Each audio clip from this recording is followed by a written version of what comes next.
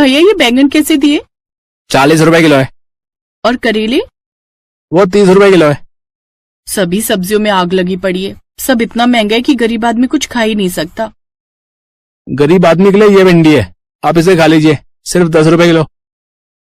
अच्छा ठीक है, तो इसे ही पैक कर दो।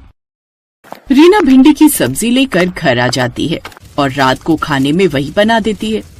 लेकिन भिंडी की सब्जी देखते ही उसके सास ससुर नाक सिकोड़ लेते हैं। ये क्या बहू, ये भिंडी खा खा कर मैं बोर हो चुका हूँ। इसे भी सब्जी के अलावा और कुछ नहीं मिलता, जो बार बार यही बना देती है। माँ जी आजकल यही सबसे सस्ती सब्जी है, सबसे कम दाम में यही मिलती है। ना जाने कब ये गरीबी के दिन खत्म होंगे। लोगों की बहुएं बाहर जा जाकर काम करती हैं। एक मेरी बहू है जो कुछ काम करना ही नहीं चाहती, बस सारा दिन इससे आराम करवा लो। आप ऐसा क्यों बोल रहे हो माँ जी? मैं तो खुद कुछ काम शुरू करना चाहती हूँ, लेकिन क्या करूँ वही समझ नहीं आ रहा। माँ, आपने जो ये कुरकुरी भिंडी बनाई है ये तो बड़ी ही स्वादिष्ट है, खाकर मजा आ गया। अगर आप ये बाहर बेचो ना तो आपको अच्छे पैसे मिलेंगे। मेरी सहेली है ना रेनू, उसके पापा भी राजमा चावल का ठेला लगाते हैं। अच्छा, फिर तो मैं भी ये काम शुरू कर सकती हूँ, क्या पता अच्छी आमदनी हो जाए। रीना ने अपने पाँव की पायल बेची और जरूरत का सामान लाकर खुद का काम शुरू कर दिया। लेकिन उस रोज मुश्किल से उसके पास 1-2 ग्राहक ही आए। शाम को वो वापस घर आई तो उसने सबको खाने में वो बची हुई भिंडी की सब्जी ही दे दी। मैं तो तंग आ गया हूँ ये भिंडी की सब्जी खाकर, मुझे पनीर खाना है, लेकर जा इसे। अच्छे से जानती हूँ उसकी ये भिंडी रोटी बिकी नहीं होगी, इसलिए घर लेकर आ गई। अब वहाँ किसी ने नहीं खाई तो हमें खिलाने आ गई। माँ जी, फेंकने से तो अच्छा है कि इसे हम ही खा लें। अनाज का अपमान तो नहीं किया जा सकता ना। अब तो कल की आई हुई छोकरी मुझे सिखाएगी कि घर कैसे चलाते हैं। हमें नहीं खाना ये, जा हमारे लिए अंडा भुर्जी या पनीर बना कर लेकर आ। रीना रोते हुए वहां से चली गई और बाजार से अंडे खरीद कर ले आई और उसकी अंडा भुर्जी बनाकर उन्हें दी। रीना बड़ी समझदार थी, वो घर खर्च में अपने पति का हाथ बटाना चाहती थी, इसलिए कोई न कोई काम करना चाहती थी और इसलिए उसने सब्जी रोटी का ठेला लगा लिया। ऐसे उसे कुछ दिन हो गए। आधा दिन निकल गया और अभी तक बस 4-5 ग्राहक ही आए। अगर ऐसा ही चलता रहा तो मेरी सास मेरा ठेला बंद करवा देगी। तभी एक राजू नाम का ग्राहक उसके ठेले पर आया और उसने उसे ये कहते हुए सुन लिया। मेरी मानो तो अपना ठेला कहीं और लगा लो, तभी तुम्हें अच्छा मुनाफा होगा। रीना को उसकी बात सही लगती है और वो घर आकर इस बारे में अपने पति से बात करती है। लेकिन तुम जानती हो ना, रीना कहीं और काम जमाना इतना आसान नहीं होता। तुम्हें कुछ दिन ही हुए हैं और नई जगह जाएंगे तो वहां भी पैसे लगाने पड़ेंगे और अभी हमारे पास और पैसे नहीं है। अगर ऐसा ही चलता रहा तो जो थोड़े बहुत पैसे हैं हमारे पास वो भी कहीं खत्म ना हो जाए। अगर मैंने ठेला बंद कर दिया तो मेरी मेहनत बेकार हो जाएगी और अभी कुछ ही महीने तो बीते हैं। कुछ दिन और चलाकर देख लेती हूँ, क्या पता अच्छी कमाई हो जाए। वो कुछ दिन और उस ठेले को चलने देती है, लेकिन अभी भी उसकी कुछ खास कमाई नहीं होती, इसलिए थक हार कर वो उस ठेले को बंद ही कर देती है। ऐसे कुछ समय और बीता और अब मनोहर यानी ससुर जी की तबीयत खराब हो जाती है। वो उन्हें गांव के डॉक्टर के पास लेकर जाते हैं। देखिए, इनकी तबीयत ज्यादा खराब है, अब इन्हें शहर ले जाइए, वहां के किसी बड़े डॉक्टर को दिखाइए। राजीव और रीना अपने पास जमा की गई थोड़ी सी जमा पूंजी लेकर चले जाते हैं, जहां सारा पैसा उसके बाबूजी के इलाज में लग जाता है। कुछ दिन के बाद वो वापस गांव लौट आते हैं और अब राजीव और भी ज्यादा परेशान रहने लगता है। आप इतना दुखी क्यों हैं जी? रीना, जो भी पैसे थे वो तो बाबूजी के इलाज पर लग गए और अब घर में आर्थिक स्थिति बहुत खराब हो गई है। ऊपर से इतने दिन काम पर ना आने पर मालिक ने भी काम से निकाल दिया है। मेरी कुछ समझ में नहीं आ रहा है कि मैं क्या करूं। अब रीना उसे हौसला देते हुए कहती है, आप कल ही कोई दूसरा काम ढूंढने चाहिए, क्या पता कोई अच्छी नौकरी मिल जाए। तुम ठीक कहती हो। अगले दिन ही वो काम ढूंढने चला गया, लेकिन हर जगह उसे निराशा ही हाथ लगी। फिर एक जगह एक बिल्डिंग बन रही थी जहां ईंट ढोने का काम उसे मिल जाता है, लेकिन वो रोज इतना ही कमा पाता जिससे वो 2 वक्त की रोटी खा सके। फिर एक रोज अचानक मनोहर को तेज खांसी उठने लगी। सुनिए जी, क्या हुआ आपको? राजीव बेटा, राजीव, देखो ना तुम्हारे बाबा की क्या हालत हो गई। राजीव जल्दी से वहां पर आता है, तभी मनोहर जोर जोर से सांस लेने लगता है और कुछ ही देर में वो दम तोड़ देता है। उसकी मौत से घर में मातम छा जाता है। तो वहीं राजीव को भी अपने बाबा के जाने का बड़ा दुख था। मेरी गलती है जो मैं इतना भी नहीं कमा पाया कि अपने बाबा का अच्छी तरह से इलाज करवा पाता। मैं एक अच्छा बेटा नहीं बन पाया। आप खुद को दोष क्यों देते हो जी? तभी कोई उनका दरवाजा खटखटाता है। राजीव तुम्हारा ही नाम है? जी मैं ही राजीव हूँ। पकड़ लो इसे। लेकिन क्या हुआ साहब, मैंने क्या किया? अपने मालिक की सोने की अंगूठी चुरा कर भागा है और कहता है कि मैंने क्या किया है। नहीं नहीं साहब, आपको जरूर कोई गलत फहमी हुई है। ये ऐसा नहीं कर सकते। मेरा बेटा ऐसा नहीं कर सकता। हम गरीब जरूर है लेकिन चोर नहीं। अच्छा तो इतना बड़ा सेठ झूठ बोल रहा है क्या है? पुलिस राजीव को पकड़ कर ले जाती है।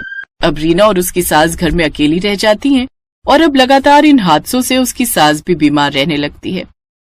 हे भगवान, ये कैसे कैसे दिन देखने पड़ रहे हैं हमें। घर में राशन पानी सब खत्म हो गया और ऊपर से माँ जी की हालत भी कुछ ठीक नहीं है। ऐसे में उनकी दवाइयाँ कहाँ से आएंगी? लगता है अब समय आ गया एक बार फिर से अपना काम धंधा शुरू करने का। अब उसके पास और कोई चारा नहीं था, लेकिन अब उसके पास पैसे नहीं थे कि वो फिर से काम शुरू कर सके।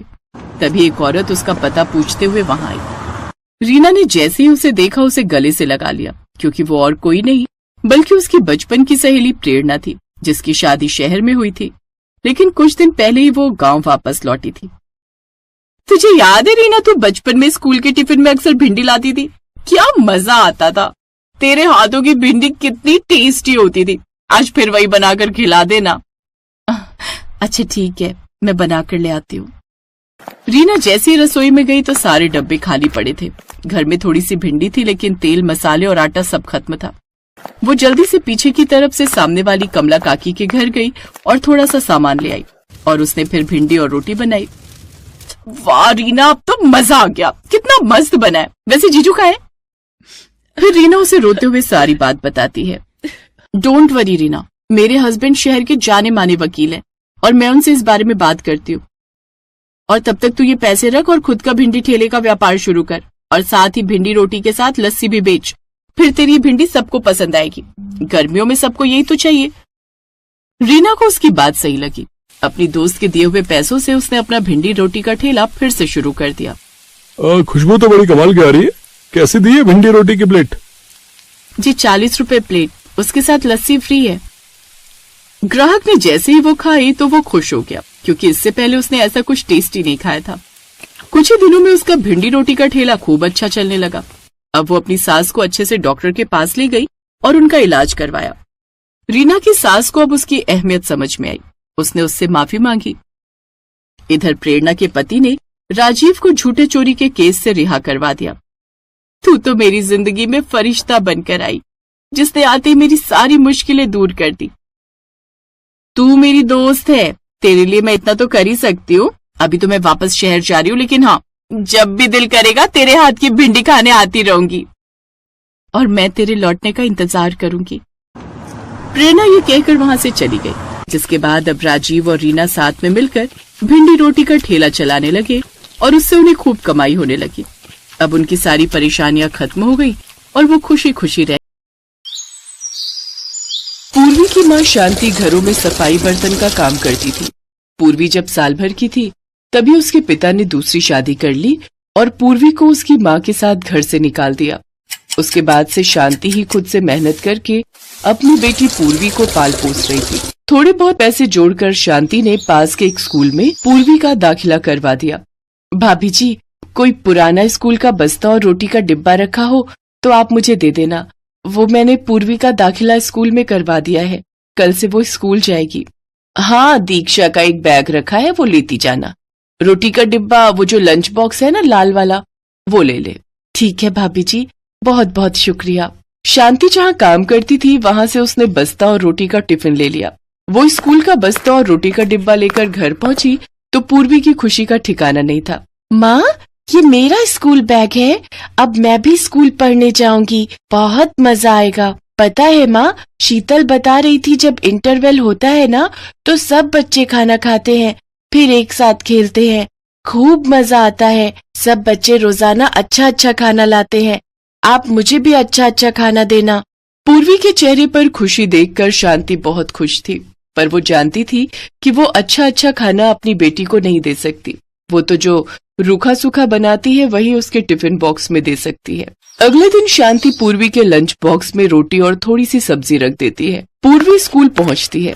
लंच टाइम में सब बच्चे अच्छा अच्छा खाना खा रहे थे। पूर्वी चल लंच करते हैं, इंटरवल हो गया है। हाँ ठीक है चल। शीतल आज तू क्या लाई है लंच में? आज मैं सैंडविच लाई हूँ। और तू क्या लाई है? मेरा तो आज पुलाव खाने का मन था तो मम्मी ने आज पुलाव बना कर दिया है। और पूर्वी तू क्या लाई है? अरे तू तो रोटी सब्जी लाई है, वो भी थोड़ी थोड़ी है। ये कोई लंच थोड़ी होता है। इतना बोरिंग। पूर्वी ये तो तू अकेले बैठकर खा। सभी बच्चे मिलकर खाना खा रहे थे पर पूर्वी बिल्कुल अकेली थी।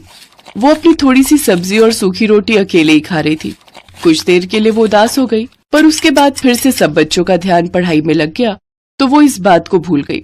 पर अब पूर्वी रोजाना ही थोड़ी सी सब्जी और रोटी लाने लगी। अब कोई भी बच्चा उसके साथ बैठकर लंच नहीं करता था। क्या पूर्वी तू रोजाना ही रोटी सब्जी ले आती है? तेरे घर पर कुछ और नहीं बनता है क्या? छोड़ ना, देख आज मैं कितना टेस्टी लंच लाई हूँ, इसके चक्कर में सब ठंडा हो जाएगा। पूर्वी इस बात को लेकर उदास रहती थी कि क्लास के बच्चे उसका मजाक उड़ाते हैं। सब बच्चे मेरा मजाक उड़ाते हैं। बच्चे तरह तरह के लंच लाते हैं और मैं हमेशा रोटी सब्जी लेकर जाती हूँ। पर मैं जानती हूँ माँ के पास इतने पैसे नहीं है कि वो मुझे रोजाना तरह तरह के लंच दे सके। कोई बात नहीं, मैं वही रोटी सब्जी ही ले जाऊंगी। मैं माँ को परेशान नहीं कर सकती, वो पहले ही इतना काम करके थक जाती हैं। बड़ी मुश्किल से माँ पैसे कमाती है। अगर मैंने उन्हें कहा कि मुझे रोटी सब्जी की जगह कुछ और दो तो वो मेरी वजह से परेशान हो जाएंगी। नहीं नहीं, मैं उन्हें तंग नहीं करूंगी। कुछ दिनों बाद सब बच्चे एक पिकनिक पर चिड़ियाघर घूमने जा रहे थे। पूर्वी भी बहुत खुश थी कि वो पिकनिक पर जा रही है। माँ तुम्हें पता है हम सब बच्चे प्रिया मैम के साथ चिड़ियाघर घूमने जा रहे हैं। ये तो बहुत अच्छी बात है, पर बेटा ध्यान रखना अपनी टीचर को बिल्कुल भी तंग मत करना, उनकी हर बात मानना। ठीक है माँ, मैं टीचर जी की हर बात मानूंगी, उन्हें कहे बिना कहीं भी नहीं जाऊंगी। अगले दिन पूर्वी अपने स्कूल के बच्चों के साथ चिड़ियाघर देखने के लिए जाती है। चिड़ियाघर शहर से बाहर था। सबने चिड़ियाघर देखा और वापसी लौटने लगे। तभी रास्ते में स्कूल की बस खराब हो गई। स्कूल की एक और बस आगे निकल गई थी। ड्राइवर मैकेनिक को लेने के लिए चला गया। उसे लौटने में काफी वक्त लग रहा था। बस में बैठे सभी बच्चों को भूख लगी और वो अपना अपना लाया हुआ लंच खाने लगे। पूर्वी ने अपना टिफिन खोला तो उसमें रोटी और सब्जी थी।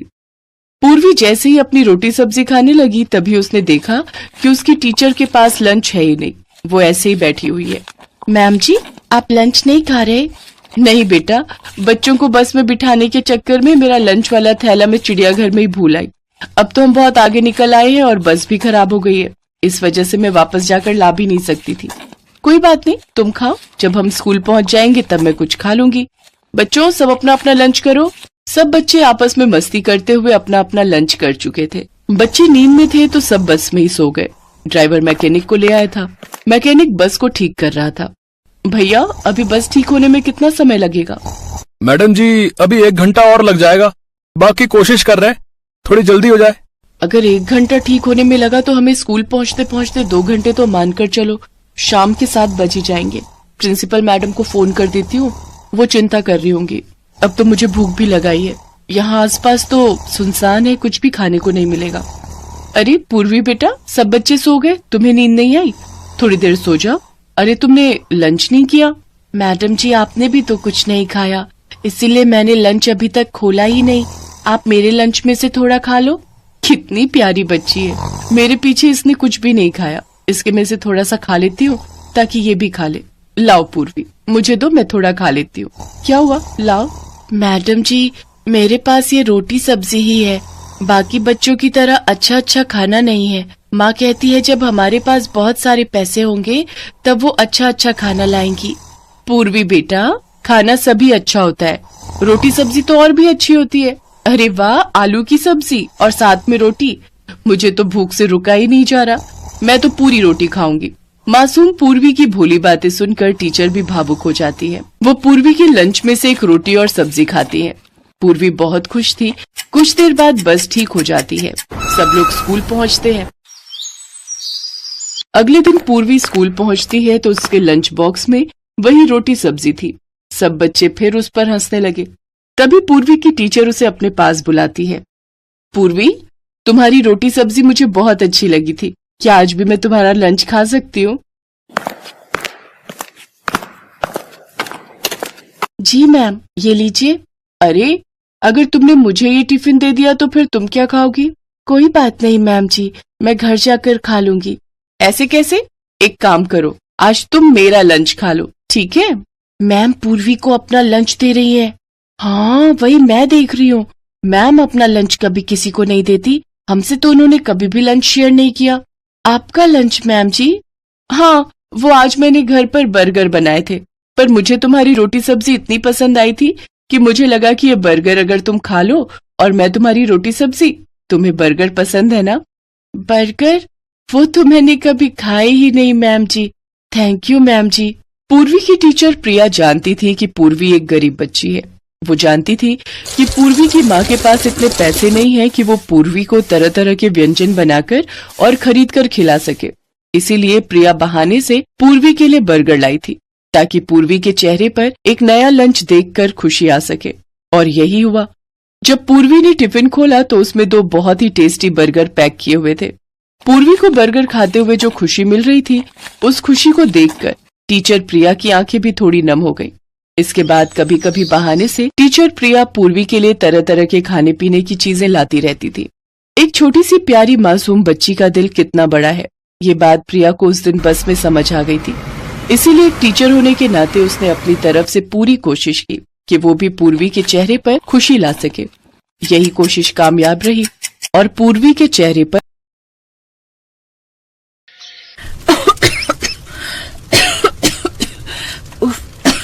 इस चूल्हे को फूंकते फूंकते तो मेरा दम ही निकलने लगा है। क्या जिंदगी है यार हम गरीबों की। 2 रोटी कमाने के लिए पहले सारा दिन मेहनत करो और फिर उसी 2 रोटी को पकाने के लिए मिट्टी के चूल्हे में लकड़ी जलाकर उसमें फूंक मार मार कर उसे जलाओ, तब जाकर 2 रोटी खाने को नसीब होती है। ऊपर से लकड़ी गीली हो तो ये चूल्हा जलने का नाम ही नहीं लेता। सौम्या अकेले में ये सब बोले जा रही थी। तभी उसकी माँ साधना पानी का घड़ा सर पर उठाए आती है। क्यों अकेले में बड़बड़ाए जा रही है, क्या हो गया? माँ, मैं पहले ही कह देती हूँ, मेरे लिए लड़का ढूंढना तो ऐसा ढूंढना जो काफी अमीर हो और उसके घर में बढ़िया सा गैस वाला चूल्हा हो। तुम्हारे इस लकड़ी के चूल्हे में ना मेरा दम निकलने लगता है।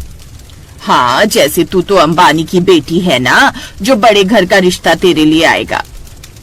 अंबानी की बेटी तो नहीं हूँ, लेकिन दिखने में ऐश्वर्या राय से कम भी नहीं हूँ। कोई ना कोई अभिषेक बच्चन तो आ ही जाएगा मुझे लेने। चुप कर आई बड़ी, जल्दी से रोटी बना दे, पेट में चूहों ने कुश्ती करना शुरू कर दिया है। हिमाचल प्रदेश के पालमपुर गांव में सौम्या अपनी माँ के साथ रहती थी। वो काफी गरीब घर से थी, लेकिन सौम्या के सपने बड़े बड़े थे। वो बड़े घर में शादी करना चाहती थी और उसका ये सपना पूरा हुआ भी। एक रोज उसकी मौसी के बेटे की शादी में दिल्ली से अभिषेक नाम का एक लड़का आता है, जो कि काफी अमीर घर से था। उसे देखते ही सौम्या पसंद आ जाती है और सबकी रजामंदी से बात आगे बढ़ती है। पालमपुर की सौम्या अब शादी कर दिल्ली आ जाती है। अपने अमीर घर को देख वो बड़ी खुश होती है। वाह यार, क्या घर है! ये तो घर का महल ज्यादा लग रहा है। सौम्या बेटा, तेरी तो निकल पड़ी, मौजा ही मौजा, शाम सवेरे अब मौजा ही मौजा। मेरी कजन निधि जो चंडीगढ़ में रहती थी, वो मुझे काफी चिढ़ाती थी ना।